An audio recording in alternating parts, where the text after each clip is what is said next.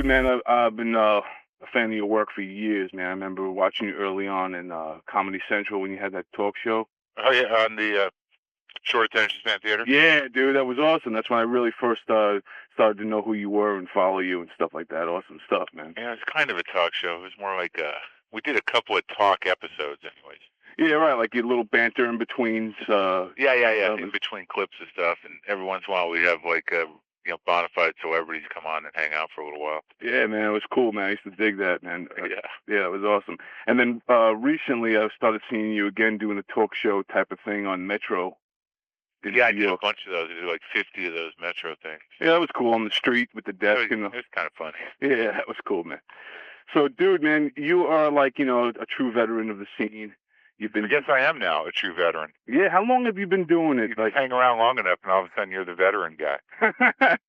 Hey, well, not many last that long. I guess. Well, they disappear into writing jobs and larger careers, and throwing themselves up in front of people. Right on. Or else they just drift away. Some of them just disappear and they go to some land that no one knows about. No one wants to find out about. Comics are always nervous about you. Like, what happened to that guy? Well, he didn't die. Well, all right, well, let's not talk about it because we might end up there wherever he is. Right, exactly. You just like all of a sudden you find yourself in a land with a bunch of other sad comics looking at the ground, walking around. I think it looks something like that jail scene in Midnight Express. Yeah, right. Walking around that post. Yeah. Yeah, and then the one guy, the one rebel comic decides, like, fuck it, I'm going the other way. I know. How long have I been doing it? Yeah, you've been. Let's see. I guess like I started making a living in show business, I guess, in 1988 after I won a big or came in second in a competition in Boston. I think the first time I went on stage was when I was in college, like 84. I was in a team briefly. All right. When I was in college, and we put together some act, some sort of Catch Rising Stars show that they were auditioning for on college campuses. Cool. That guy, the guy I was in the team with, he went on to write and create the Mighty Ducks, direct Adam Sandler movies. Oh, wow, cool. Yeah, we don't talk anymore. Oh, sorry to hear that. That's all right. No, but that's cool, man. That you came up back in the '80s, and you pretty much went through the height of when stand-up was really big. I know. I got to be honest with you. By the time I really started working in comedy, people were already saying, "Man, it's over. The boom is over." I'm like, really? I just got here. How can it be over? Exactly.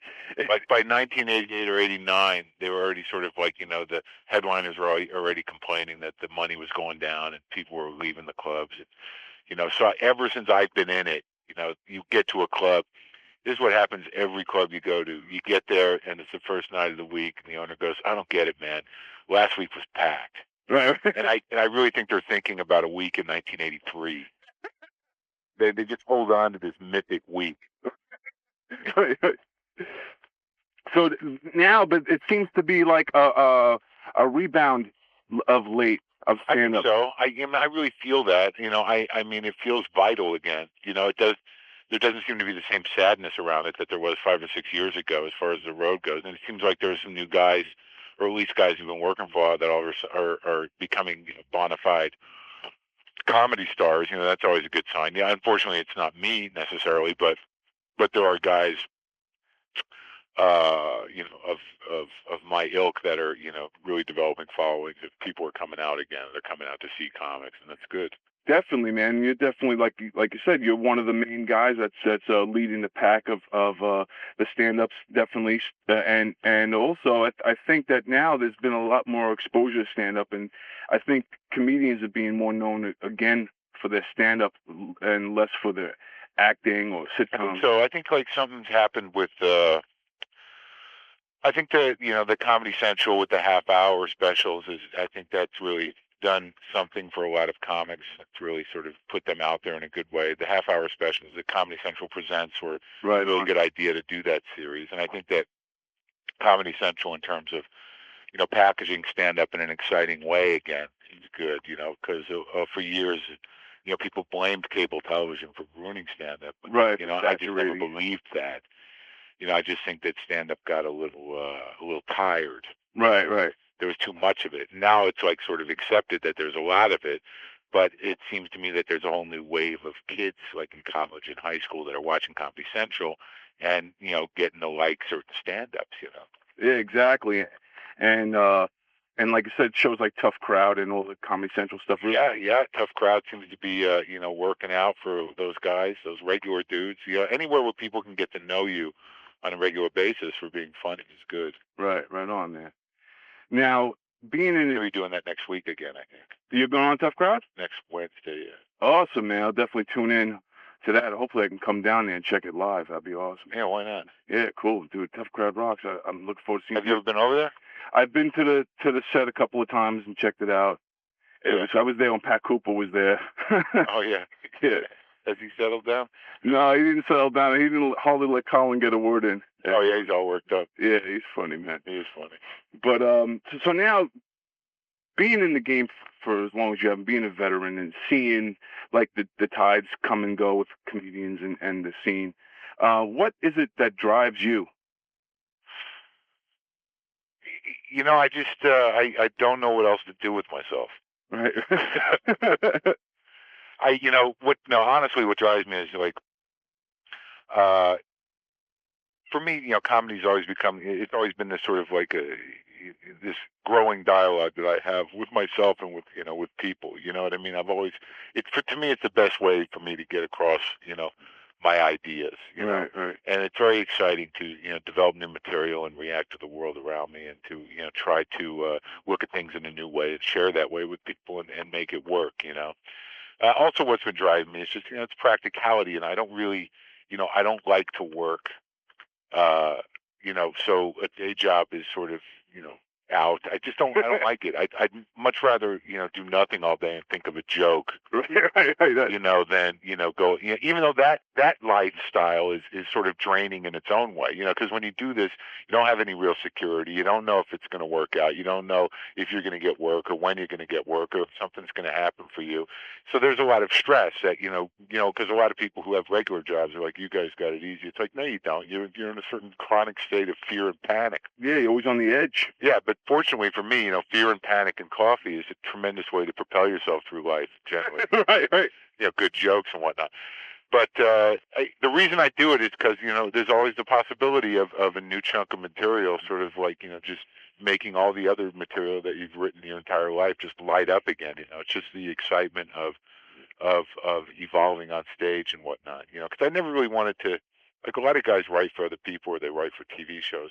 Those guys, they work like doctor's hours, Right. I mean, they're working like 18, 19 hours a day, Granted, they get health benefits and they make a lot of money, but it's a lot of work, But many of them just go and sit around at different places. Right. As opposed to home. They sit, cubicles. So what drives me is, I just, when I'm feeling good about comedy, I'm really, it makes me feel completely alive and present and doing exactly what I'm supposed to be doing, Cool, man. Well said. Now, when you're working on developing an idea for the bit, I mean, is the comedy light always on? Is things always funny, or do you have to get into a certain mind frame? I don't know, man. I've been trying to figure that out myself. Because a lot of dudes write jokes, they just write them. They sit at home and they write jokes, and I've never really been that guy. I don't know. Like when I look at what I'm doing on stage, I can honestly tell you that I have no idea where they come from. I start talking about something on stage, and and then it evolves. I go up there with an idea. Like last night, I started talking about like my house. I'm living out here in L.A. and I got this little house up here, like in Highland Park, which is a Hispanic neighborhood. Right. And the other day, a couple of guys tagged my house, with the graffiti. Oh, really? Well, yeah, they tagged the wall out in front of my house, and I said, I'm pretty sure they were Mexicans, and I'm like, I don't want to be judgmental, but it said Loco and Sanchez, so I'm pretty sure they're Mexicans. But then, like I'm just talking about this on stage. I don't really know where I'm going with it. And then I said, does that mean they want to move in? And it just happened on stage. So, for and I think it's a funny bit, and I think it's probably going to grow more. Because I ended up calling back, Loco and Sanchez, later in the act, but it was completely unplanned, and that's really the way that I generate material. So that's how bits evolve. They just start out with something that happened in my life. So I'm not always thinking funny, but a lot of times I'll know that something should be funny, and I can't really get it to be funny until I talk about it on stage. Yeah, once you're like venting it all out, it'll come together. Exactly. Which is, it's like a draining way to go about it. A lot of dudes, they write it down, they just sort of like they take it out there, they say what they've written, and then if it doesn't work, they go home and start working on it again. Right. I can't do that. Everything's sort of up to the last minute with me. It's very draining. Yeah, but it's cool though that you have that ability to do that, because not many comics have the balls to even try that, to just go up there with a premise and then work it. Yeah, it's the only way I can do it. That's cool, man. Now, I love your philosophy. I was reading your on your website the philosophy on bodybuilding and hailing bodybuilders as the champions of wasted time. That's classic, man. Yeah, he used to do a whole bit on bodybuilders about how you see these guys who are like just so huge that it's just completely impractical, and I try to figure out, because I spent so much of my life being threatened by those kind of guys, Right. And then I look at it, I said that, if you look them right in the eye, you can see that inside of that body, there's just this sad little boy that didn't get enough hugs when he was a kid. So now he's literally created this, cocoon of human flesh, to hug him all the time. This second body that just is always wrapped around him in the form of muscle. And that'll keep hugging him as long as he feeds it. That's freaking awesome, dude. That's great. I love also where you said that about bodybuilding, that I guess lifting things up, I guess to put it back down, it's just freaking great, man. It's just awesome. You can quote that. I can't remember what it was. That's like some great thing. Yeah, it's brilliant, dude. And I love like your whole kind of like ideology and your outlook on life, man. I think it's extremely relatable and just great, man. Oh, thanks, buddy. Yeah. What is it about yourself do you think is so relatable to other people that I don't know. I'd like to think I'm as relatable as you're saying, but a lot of times, the way I think about things, it's weird. I crossed some line recently that because like I some of the stuff I do, when I talk, I'm relatable to a certain type of person who is interested in looking at things in sort of a unique way, Right.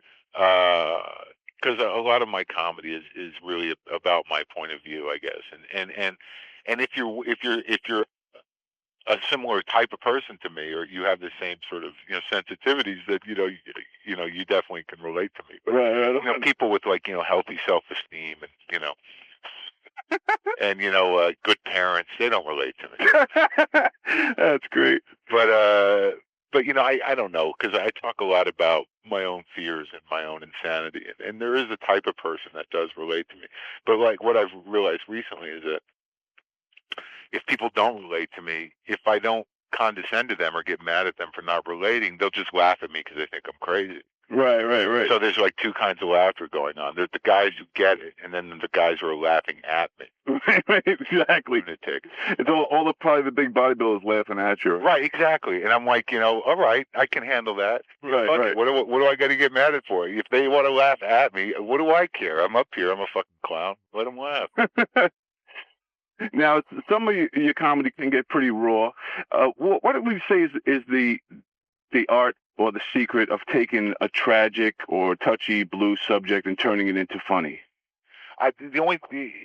For me, it's got to come from, I've got to put myself into the joke, like, in terms of like, I've got to say, like, I've got to make it clear that if it is really touchy, I've got to say, like, this, it's kind of fucked up, but, what if, like, I've got to present it with a certain amount of sensitivity. Right. Like, I used to come over the top a lot and just sort of like, this is fucked, man, you guys are fucked, and sort of talk down to them. Right. But I think that as dark as it can get, if you do it with a certain amount of curiosity and your own sense of excitement that you're going into that place, you can sort of, some dudes just do shock comedy, but usually if I'm raw, it still relates directly to something real. Right on, exactly. So, I don't know. I just find that, you have to lube them up with charm. There you go. Awesome. That's a great pull quote. Yeah. Yeah, that's great, man. So now, how important is it for yourself or any comedian in general to push the audience, to challenge them? I don't know. It's like I I think that like I've grown to believe that just me being who I am is going to be relatively challenging to a lot of people. And that might be my own insanity, but I mean, I'm no kid anymore. So for me to get up on stage in front of a bunch of kids, like I did last night, in order they can't think that I'm like some grown up talking to them. Right, You know right. what I mean? So on some level, I have to be surprising. I think that all comics, all good comics have a certain element of surprise. Like, you don't really know how the joke's going to end. You don't know what their take is, and you can't figure it out. Right, I right. think that, generally comics that don't provoke the audience on any level, whether it's even just a poetic level, Right, right, right. are generally tedious to me and somewhat hackneyed, because a lot of comics, unfortunately, a lot of audiences really like to hear things they're familiar with. Right. And that's many comics, which is, I think, really what killed comedy in the 80s, was that the familiarity of the topics was so broad that all these comics were doing roughly the same bits that people just got bored. But unfortunately, there is part of audiences that really like to bond around sort of mundane topics. Right. So I think the challenge for any comic is to not necessarily push the audience in ways like where it's like, you're riding some sort of edge of like, whether or not they're going to hate you or not. Right, right, At least to surprise them, either, with with what you're going to do with the joke, or if you are somebody who chooses to be provocative, to, surprise them and push them, but, to sort of like, make them see it a different way to bring them back. Right, right. I don't think there's any real glory in pushing an audience away on purpose. I used to, but I don't think so anymore. Right, like the Andy Kaufman style. Well, no, Kaufman was okay because I think he was sort of trying to create his own planet. Right, right, right. Like in terms of like he was just out there in orbit, and what he was doing was was separating himself from the rest of humanity. Right, right. But I mean, sort of like by provoking people's, like, in order to talk about politics. If you're going to present, like, if you're going to say people are stupid and they believe the wrong thing and that they're going down the wrong path, and assume that you have that information, I think it's your responsibility to be as clever as possible to trick them into seeing it your way, Right, as right. opposed to just leave them hanging, out there saying, you guys are fucking retards. Right, right, right. I get what you're saying. Well, because if you do that, all you're doing is being divisive. You're just not divisive, but you're dividing the room, and that's already been done. I mean, I think the real trick of doing anything provocative or political is to bring them around to your side, to be, diplomatic in your own right. Right, right, exactly. In a different way, as opposed to reinforcing the fact that, there are two sides and, you guys are not online. Right on, man. Now, I also read in this interview you had posted that you were attacked on stage. Oh, yeah. For a suicide joke. Yeah. That must have been pretty. When was that? I don't know, man. I guess it's like 2 or 3 years ago now. Jesus, that must have been some freaking crazy experience. Yeah, because it didn't happen in the way I thought it would happen on some level. Yeah, but I mean, see, there's a good example of provoking somebody and not even knowing it. Right, right, right. Like, I didn't set out to provoke that guy or to go against any of his beliefs or to make him crazy. There was a funny bit about, the ESPN. Yeah, it's a funny bit. He just took it personally. Yeah, because I mean, sometimes because of the intimacy of the form of stand-up, a lot of times there are guys sitting in the room that think you're talking to them. Right, right. And they'll react like you're talking to them, which is where a lot of heckles come from. Right. Like, a lot of times people just start talking to you because you're having a conversation with them. Right. And that guy he's just sort of snapped. It was weird because, when it happened, he didn't seem to know he was really doing it. I just kept, granted, after I did the joke and he said what he said, I pushed him. I really fucking provoked him. Right. Well, I mean, you had to deal with the heckler. Exactly. You know? And that for me, like, I don't like to do it so much, and so if somebody's really annoying me, it's always going to go right to the core pretty quickly. It's always going to go from heckle to like, Jesus, that was really fucking mean. Right. There's no entertaining in between usually. So then the guy gets right up on stage. He just jumped out of his seat and tackled me. Geez. Like, he like didn't pop me, he just fucking tackled me. And, I knew in my head that, when he was coming up at me, I said, well, you're going to have to stand here, buddy, because you're going to have to take this hit, because I'm not really a fighter like that, Right. I knew I was on stage, and if I bolted, it would look really bad. Yeah. So I'm like, in order to make this a good show where I don't look like a fucking pussy, I'm going to have to take whatever's coming. So you took the hit and he gets tackled you to the ground, and that was pretty much the extent of the actual physical part of it? Yeah, he kind of ripped open my he ripped open my shirt, and we kind of wrestled, and then everyone, they broke it up. Damn, man. And I also, like in the story that you told in that interview, you said that the crowd kind of dispersed, everybody's running like frantic. Well, it's like a weird thing, it's like, in the first half of the room where when people run up on stage to break up a fight, it's a natural response. The people closest to the insanity are going to get, far enough away to where they could just watch safely. And what other comics around? And yeah, they were all kind of in the back, and they were, but no comics got involved. It was like, it was a manager, some guy named Dave Rath, and the owner of the club, this guy Flanagan, pulled the guy off. Wow. So there's is that the only time you've ever been attacked on stage like that? Well, thank God that was, I was the last act, because it was a hell of a closer. I wouldn't have wanted to follow it. I know, right? Imagine that. Yeah. There's a challenge. No, I've had weird things happen on stage, but that was the first time. That was the only time I've ever gotten physically accosted. Wow. Like actually people touching me. I've had people almost kick my ass. Yeah, I've had people wait outside the club, and I've had to sort of like scurry out the back. Wow. But that's the beauty of it, man. Yeah, I guess. But I heard that also the guy came back and apologized to you. Yeah, he did. He just snapped. He was drunk. Yeah. And that's cool. Back around him. He said that I just hit a nerve with there was either, an attempted suicide or a suicide in his family. Yeah. But still, it's like I've always said, like years ago I used to do a joke about plane crashes, Right. It was an evil joke. And, it was completely unnecessary. Right. Shocking, fucked up joke. I was doing the show for like packed house, like 400 people, and I'm in the middle of the plane crash bit. Some woman just screams like this blood curdling scream, like, stop talking about plane crashes. And it just stopped the whole room cold. And I'm like, why, did you lose somebody in a plane crash? She's like, yes. And I'm like, all right, well, people die a lot of different ways, so now I'm just going to do my cancer material. That's awesome. Yeah, and it kind of disarmed the whole thing, and I banded the plane crash stuff. Yeah. But that's like, great. Like in my head, the right thing to do is sort of like if you are not jiving with the comic and he's really upset, you leave. Right. But a lot of times there's no time for that, and people just like react like you're talking to them. Well, you handled it well. That's awesome. Go to the cancer material. That was a good one. Yeah. That's freaking great. Now, now, being like I said again, you've been doing this for a long time. You've probably written tons and tons of material.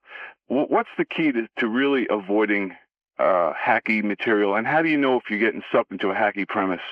I don't know. Like, a lot of times there's stuff that happens in the world. Anytime you're doing topical material, you're running the risk of stepping on the same. You got to figure, if you're doing topical material between Conan, Jay, Dave, Craig Kilborn, Colin Quinn, and Bill Maher. Right. You've got to figure that, some of it's going to be similar. Some of it's going to burn. Right. So one thing I try to do is, if I'm doing something that's topical, I broaden it to a point where it's got some legs, and it's revealing something larger than just an event in the news. Right.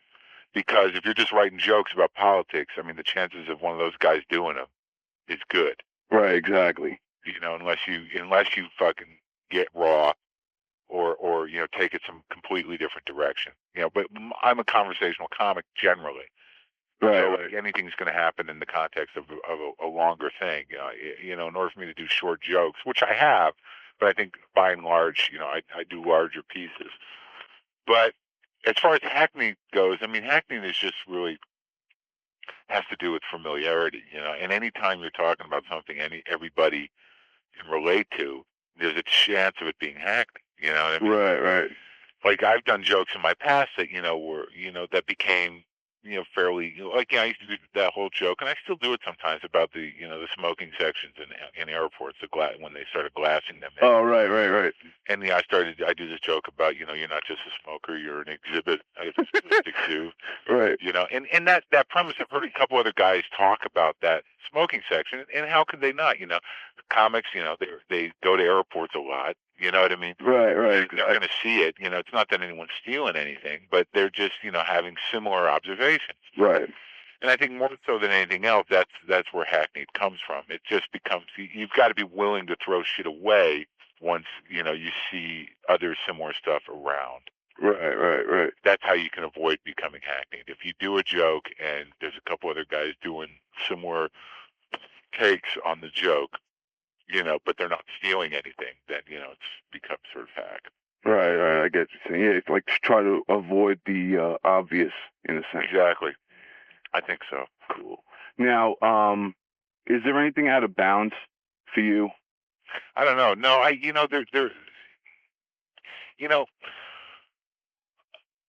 if I go out of bounds, it's for two reasons. Either one, the audience is so good, I just have to see how far they will really go with me. Right, right. Or they are so bad, I want to push them away so they'll never come back. There you go. But I think it's really up to your discretion. I don't think anything is out of bounds if you can make it funny. I just don't. It's really up to what you can pull off. Some guys will do a joke that's out of bounds because they can't pull off the joke. Right, right, exactly. It's really up to any comic to decide what that is and whether or not they can pull it off. Right, right.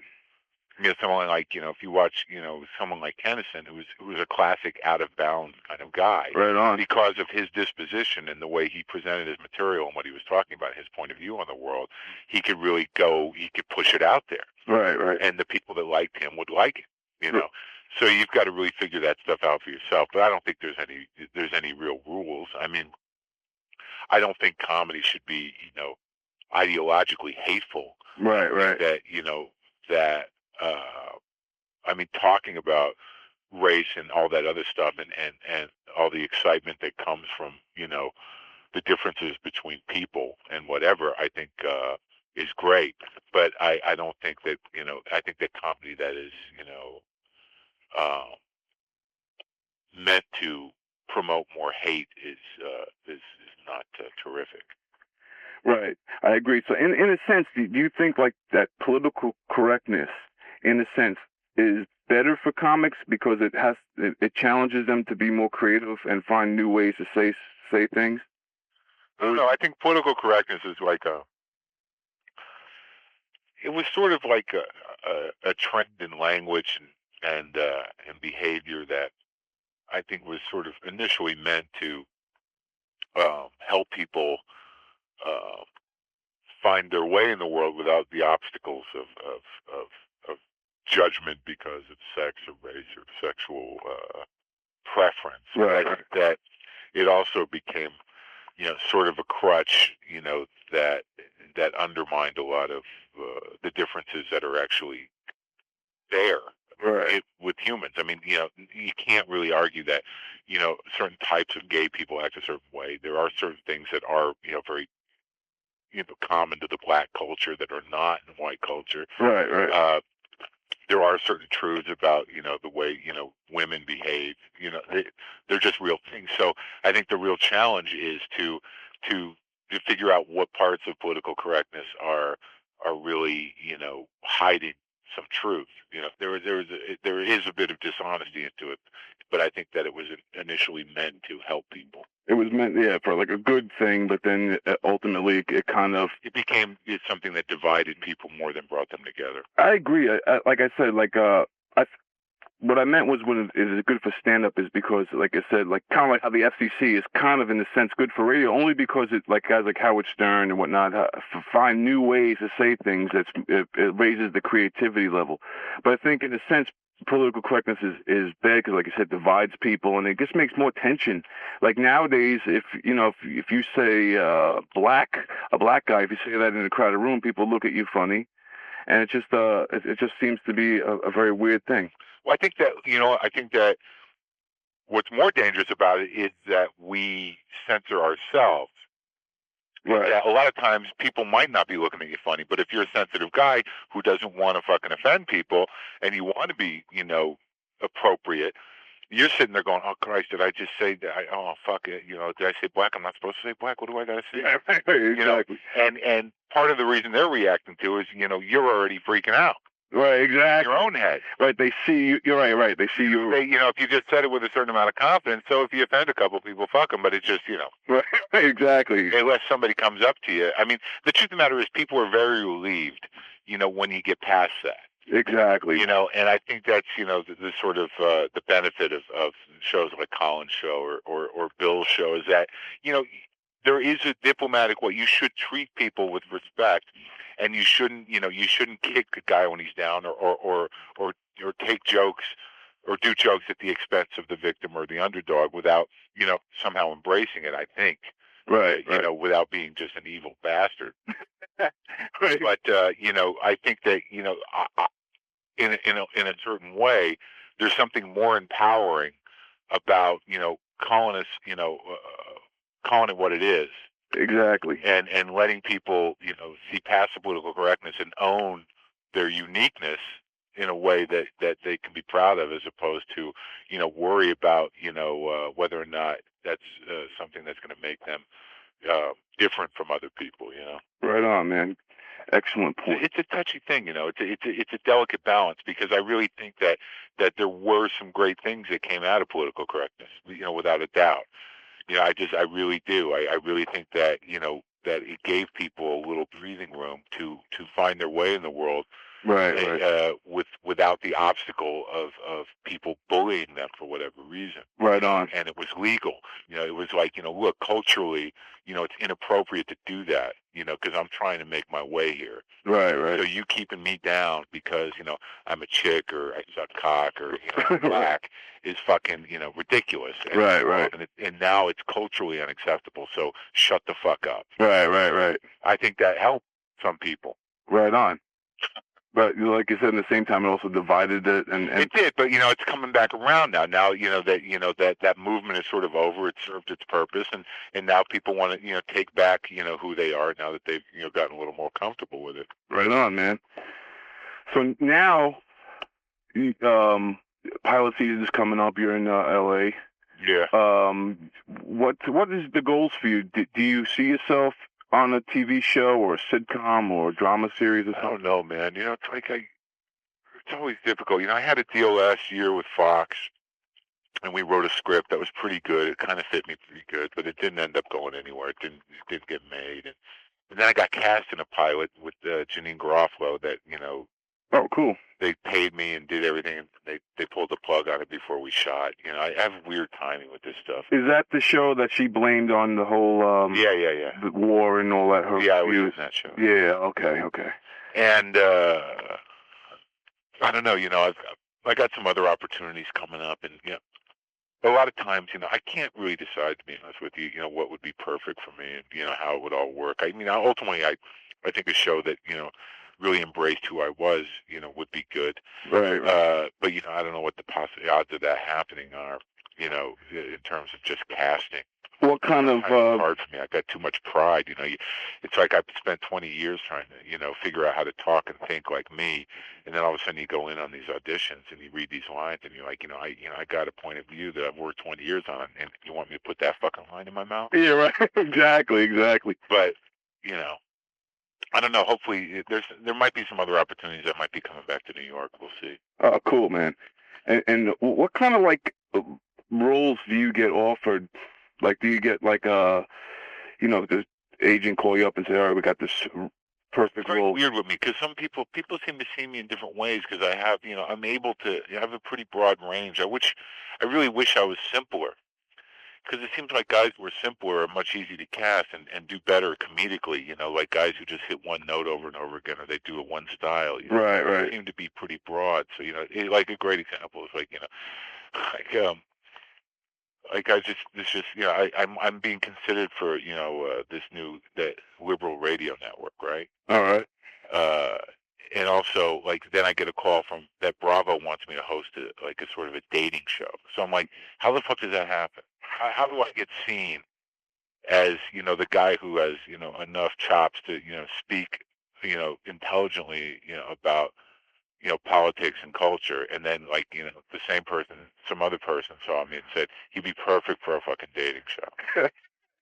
See that? So what I get offered is whatever people sort of think I am. A lot of times they used to respond to the sort of edge, the type of cynicism and irony and sarcasm I'm capable of. Right, right. And sometimes I get sort of angry guy, or but now like it's just sort of like it's becoming more sort of like intense neurotic guy, Right, right, right. So we'll see. It's like that's why it's just a very weird thing. You spend all this time building who you are, and then you come out to L.A. and they're like, okay, we understand you've been out there, really figuring out who you are on a personality level. Now we'd like to see your ability to limit yourself. Yeah, exactly, right? Yeah, exactly. But that's cool that you do have that wide range appeal that can go from, like you said, political. Kinda. I mean, it's kinda good on some levels. Like, I really think it would be easier if I was just political guy. Right, right. And this way they would just know that that's. Yeah, he's the guy that does that one thing. Right, right, right. Have him come in and do that one thing. Right, right. As opposed to, I don't know, what does that guy do? He seems to do a lot of different things. That's like confusing. Right, right. So, so now what's the ultimate goal for you at this point of your? I'd really like to find a format where I can, talk and be who I am more. Yeah, you seem to always kind of be good at the talk shows, man. I mean, yeah, I'd like to do that, but it's like sort of a glutted market right now. There's not a lot of opportunities. But hopefully maybe this radio thing in New York might, work out for a little while and I can learn how to do that. That'd be pretty exciting. Yeah, that'd be awesome, man. And, just keep doing the stand-up and, kind of, keep hope alive. Very cool. Fall into the pit. Very cool. Try not to end up in that place we were talking about at the beginning. Yeah, exactly, those right. Comics where you don't know where they are, walking around a post, some fucking basement. That's a good idea for a sitcom. Yeah, it'd be funny for a couple episodes. And then it just gets sad. But man, it was really great talking to you, man. Like I said, I've been a fan of yours for years and years, and I just really appreciate you took the time to talk to me for this.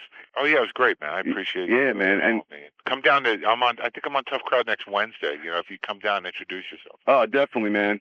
And I'll be around New York. Check the website. I got some dates posted. I'm usually at the Cellar during the week, and I think there's a couple weekends next month. I'm going to be in town for like 3 weeks. There, I'll be at Stand Up New York. But come down and introduce yourself. Awesome, I definitely will, man. And I was also wondering if you could send me some photos. Let me turn up the tape recorder.